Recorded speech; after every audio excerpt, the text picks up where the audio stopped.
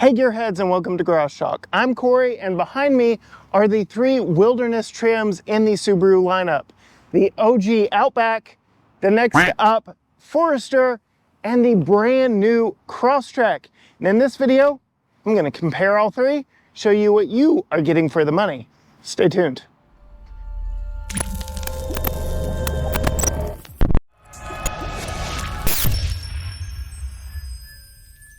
All right, gearheads, first and foremost, I had to say a huge thank you to Jeremy Jones and the team here at Peltier Subaru in Tyler, Texas. If you are anywhere near East Texas and one of these vehicles appeals to you, absolutely hit them up. Let them know Corey sent you. And unfortunately, because the Crosstrek sold as soon as it got here, these vehicles can't leave the lot today. Well, at least the one I really want to test in that Crosstrek can't leave the lot. But since I've got all three Wilderness models here, I can at least go through what makes each one unique and why you may want to check out one versus the other. Since we have all the hoods up, I can go ahead and tell you all three models do in fact use prop rods, no gas struts on any of these. But why don't we go ahead and start with the OG, with the Outback Wilderness Edition. It gets the most powerful engine of the group. It gets the 2.4 liter turbocharged Boxer 4, making 260 horsepower, 277 pound-feet of torque, mated to Subaru's Lineartronic CVT, or continuously variable transmission. It does have an 8-speed mode. You also get Subaru's Symmetrical all-wheel drive, X mode, hill descent control, active torque vectoring, all that good stuff here in this one. Coming to the other two, they use naturally aspirated engines. They use the 2.5 liter Subaru Boxer 4-cylinder engine, making 182 horsepower and 178 pound-feet of torque. Here in this Crosstrek, we get the Lineartronic CVT, Subaru Intelligent Drive, Symmetrical all-wheel drive, X mode, hill descent control, active torque vectoring, and a tow rating of up to 3,500 pounds. Same is true over here in the Forester. We get the same 2.5 liter Boxer engine, naturally aspirated, of course. You get a little bit of a decorative cover here on the Forester, but again, essentially the same engine that is offered in the new Crosstrek. Now that we have the hoods closed on all three, you can see they all have a very familial styling to them. They are all very much Subaru vehicles, and the Wilderness model does get bronze accents, but you'll notice on the left, the Forester doesn't get as much bronze on it because we've got no bronze accents up front here. That is reserved to the two newer models. The Outback was actually facelifted for 2024 to match the non-Outback Wilderness 2023 models. And we know the Crosstrek is all new for the 2024 model year. As we look across them all, you can see we have LED fog lights, LED running lights, LED headlights. But interestingly enough, the newest of the bunch, the Crosstrek, is the only one that gets LED turn signals. The Wilderness model all get these flat black hood decals to help reduce glare when you are off-road and when you are wheeling. And you can see the largest of the three is on the Crosstrek, which just really goes with the styling of the hood itself, followed by the Forester and then the Outback. Let's talk about some things that really make these good off-road, and that is the off-road approach, departure, and breakover angles. We'll start with the OG Outback Wilderness, and we'll look at it. So the approach angle on this one is 20 degrees with a 21.2 degree breakover and a 23.6 degree departure angle. So this thing sits really tall at 9.5 inches of ground clearance, which is a 1/10 of an inch less than something crazy built off-road TRD Pro version of the Toyota 4Runner. You know, those things are absolutely an off-road beast. Coming over here to the new Crosstrek, we have the same 20 degree approach angle, 21.1 degree breakover angle, and a very impressive, I'm just going to go ahead and come around to the back, 33 degree departure angle. So the back end of this is not only short, but is very much lifted up off the ground. And we get a rather stout 9.3 inches of ground clearance on this one. Coming over to the Forester, we have a 23.5 degree approach angle, 21 degree breakover, and a 25.5 departure angle on the Forester Wilderness. Some other unique exterior things between the three vehicles. We do have a front-facing camera here on the Outback, no front-facing camera on the Crosstrek, and a front-facing camera here on the Forester. Let's talk tires. They all get Yokohama Geolandar all-terrain tires on 17-inch wheels that are black finished. This Outback Wilderness has a very unique 6-spoke black wheel design that is a little on the understated side, but it looks rather nice. It definitely goes with the off-road look of it. These are 255/65 or 17-inch Yokohama Geolandars. Coming around over here to the Forester Outback, again, we get a rather simple, understated 5-spoke design wrapped in a Geolandar tires from Yokohama. These are 255/60 R17, and again, similar tire overall, but the best looking of the bunch is what Subaru offers here on the Crosstrek. Being the newest to the family, they are a much more aggressive looking wheel design. Again, wrapped in Yokohama Geolandars. These are 225/60 R17s. Now, I did want to pop inside all three of these just to show you a little bit of the differences. All of them feature StarTech's interior upholstery. All of them feature the Starlink infotainment system. But I would say that the two most updated are the original, the OG, and the Outback, and the new 2024 Crosstrek. The floor mats in the Outback are a cloth style floor mat with that Subaru Wilderness logo or badge in the middle. And we have power seats up front with two-way lumbar. Floor mats in the Crosstrek Wilderness are of the all-weather variety. They have a little bit of depth to them to help you capture and keep whatever falls in there. We do have a little bit of a tire tread pattern on this one with that Wilderness badge there in the middle. We do have manual seats here on the Crosstrek, both in recline and in their sliding functions. This one just showed up to the dealership, but I can tell you the floor mats on the Forester are of the all-weather variety, much like the Crosstrek with the tire tread pattern in them, and the Forester or the Subaru Wilderness logo embossed on them. The seats are the most SUV-like. You can see they're definitely sitting up, which gives the overall SUV-like seating position to this vehicle. We do have power seats on this one with 2-position lumbar as well. So 11.6-inch Starlink infotainment system, vertically oriented. You do get volume and tuning knobs. You get some hard buttons for your ventilation controls, very nice. Putting the Outback in reverse does cue up the backup camera. It's a little on the grainy side, but you do get trajectory, so that's a nice touch. You can see we also have rear automatic braking on this one with parking sensors. It also cues up X mode, so you can get into deep snow and mud or snow and dirt, which allow for different levels of slippage depending on the environment that you're in. USB-A, USB-C up there. Lots of bronze accents in this one to also go with the fact that it is a Wilderness model. Very nice touch. No Subaru Intelligent Drive here on the Outback. We do get side-by-side cup holders, a dual level center console here, and very nice seating. I really like the way that these are embossed on the headrests, and we've got some texture here with that contrasting stitching.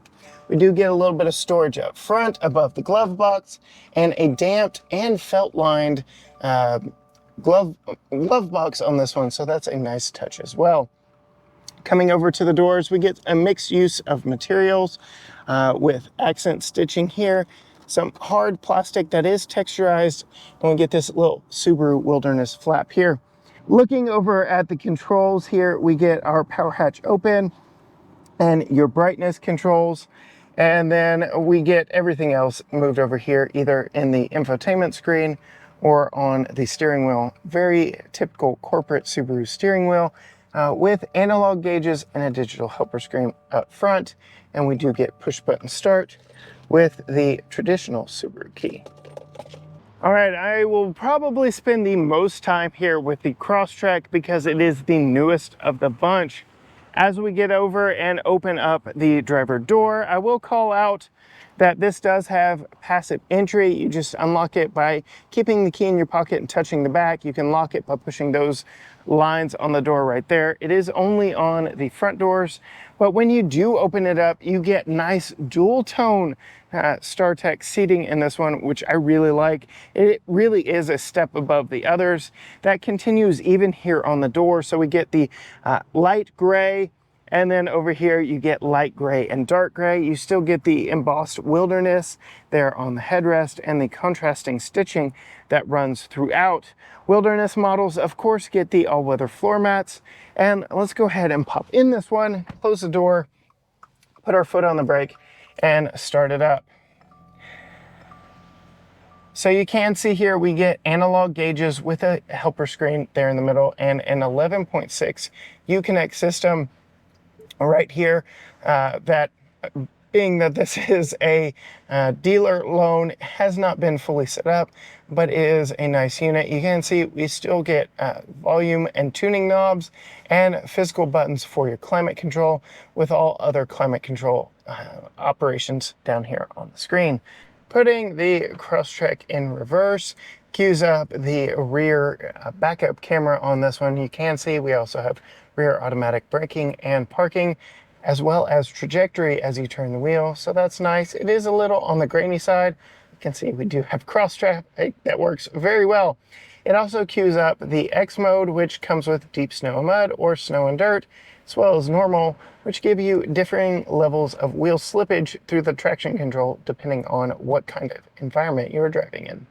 We'll start over my left knee and work our way across. All you get here, we get a couple blanks, but brightness controls for your gauge cluster. Very typical corporate Subaru steering wheel with Subaru Intelligent Drive. All your driver assistance stuff over here, all your radio controls over here. It is a little bit button overload if you ask me, but it works, especially if you are used to a Subaru steering wheel. We do get paddle shifters on the back of the steering wheel because you get a simulated 8-speed automatic transmission, even though this is a continuously variable transmission. Just under the Starlink infotainment system, you can see we get USB-A and USB-C, an auxiliary jack, a Qi wireless charger. As we move across, we get some nice soft rubbery injection molded plastic here and here, again going with that dual tone. And then we get this simulated carbon fiber that has a little bit of texture to it as well. The glove box is damped, but is not lined with felt. And so if you put some hard plastic stuff in there, it probably will rattle around on you. I do really like these dual tone seats that are 2-stage heated. So that is a nice touch there. We do have an electronic parking brake here and dual cup holders, though they're side by side. We have a little bit of additional power there. So between your 2 USB ports up here and your power port right there, you should be able to keep your devices charged if you don't like the Qi wireless charger. Center console is very good, very large, but is a rather big hole without any dividers.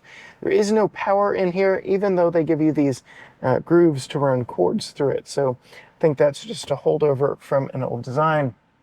This particular model does not have a sunroof, so you can see me at 5'10". I've got plenty of headroom, no complaints in this one. Looking at the Forester, it really is the middle child in the lineup, and coming to the inside, we can see exactly what it hosts for drivers and the passengers alike. I will say the 8-inch Starlink system is most unlike any of the other models in the lineup. This is the older platform in the Subaru lineup, so you get that older, smaller screen there.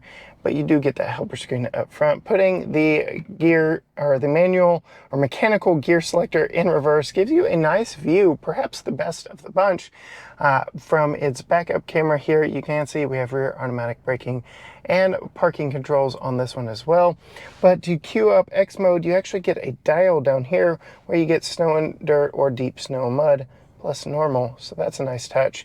And we do get a dedicated camera button, so you can have a front view of the camera up there and a rear view from the camera down there. We don't get any extra storage up here like on the Outback, but you do get your typical Subaru corporate steering wheel. You get their Subaru Intelligent Drive, which is a nice touch, and you do get dual analog gauges here. I really like even the gauges have some unique texturing on the back of them to go with the texturing here on the doors, all the contrasting stitching. It is a very nice look. We get a lot more buttons here on the left side of the steering wheel than we got in the Outback. So you can see traction control, your engine start, stop, defeat, and some parking assistance features on this one as well, including the memory button for the power hatch. Otherwise, very similar seats to the Outback, but one really nice touch is the very large skylight up front here. At 5'10", I've got plenty of room. The seating position of this is probably the most comfortable to get in and out of because it is more of an upright vehicle. It is the most SUV of these three vehicles. The others are really lifted cars. This one really does feel like an SUV. Moving to the back seat of the Outback, you can see this being the biggest one has the most amount of room back in the back. Sitting behind myself, this seat is actually further back than I would normally have it, but at 5'10", I'm very comfortable back here. We do get AC vents on the back of the center console, heated outboard seats, and some additional power back here. I really like the dual level mat pockets on the back with a cell phone holder and a tablet holder. Very nice. Same use of materials back here as well with a fold down center armrest. And I will go ahead and show you these seats with a lever right here over my hip actually do recline. So you can lean them back and have a nice, comfortable seating position. In this one, we only get a standard size sunroof, but there is a nice cutout here for extra headroom if the seat is in its upright position. As we come up to the back seat, open it up, you can see still plenty good room back here in the Crosstrek. Only lose about 3 inches over the bigger Outback. So climbing in behind myself, still plenty of room to sit behind myself. Not as much as the Outback, but still very comfortable. We don't get any power or air vents on the back of the center console, but we do get some power. We don't get any mat pocket on the back of the driver, but we do get a single mat pocket on the back of the passenger. So if you really like mat pockets, maybe you look at Forester or the Outback, because just not as many options back here in the smaller Crosstrek. We do still get a fold down center armrest, and we do still get 60/40 split folding rear seats. And I will show you here that there is no way to recline this in any way, shape, or form. So my seating position is my seating position, but at 5'10", I've got a nice cutout here. I've got no complaints riding in the back seat of the Crosstrek Wilderness. And we'll move back to the back seat of the Forester. So you can see this one is rather nice as well. We still get the same textured material. We still get seating for 5 back here. As we pop in and I sit behind myself, still plenty of room. Still those dual level mount pockets with tablet and cell phone holders in the lower section. No heated outboard seats on this model, but we do get some power, USB-A only back here. And we also have a fold down armrest. And if we look right here, there is a little strap to actually recline the seats back here. So at 5'10", I'm still very comfortable in the back seat of the Forester Wilderness. Coming to the back of the Outback Wilderness, much like up front, we get LED running lights, LED brake lights, but incandescent turn signals on this one. Underneath the Subaru logo is the release for the power operated hatch, and this one gets you an impressive amount of rear cargo space back in the back. Since it is the largest of the 3 Wilderness models, you get 32.6 cubic feet of storage behind the second row. Fold those second row seats down and you get 75.6 cubic feet, and folding them down is made super easy from the very back here and opens up the storage capacity of the Outback quite a bit. Coming back to the hatch, I'm 5'10", it opens with plenty of room to spare, and the power operated open close button is there on the hatch. Moving to the back of the Crosstrek, this thing really does sit up tall and high.